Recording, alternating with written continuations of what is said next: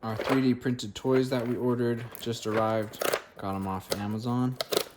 And I thought I'd crack them open on camera so you guys can see what kind of packaging they come in. Nice cardboard box.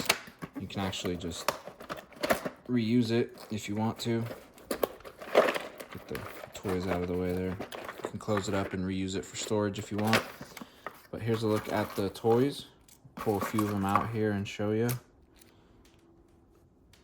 They got like fun little movement to them. You can see right there. Just show you a few of them up close here.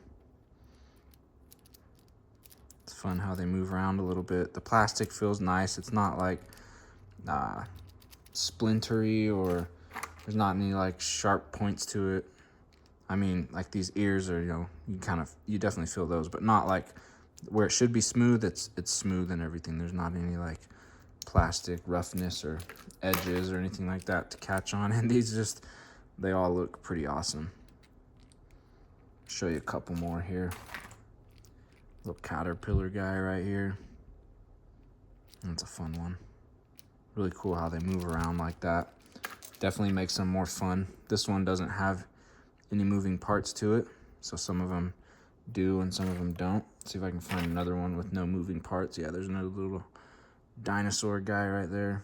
Really cool little toys, and they're definitely pretty small, so don't expect them to be big or anything there.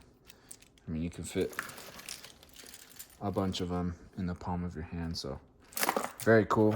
I think you'll be real happy with them. They're fun, and they're, solid plastic, so they'll actually hold up pretty well. Now, if you just break them this way, you bend them and break them, they'll break, but just through like normal use and stuff or getting stepped on, they'll be pretty solid and hold up well. So I think whoops, dropped that one. I think you'll like these a lot.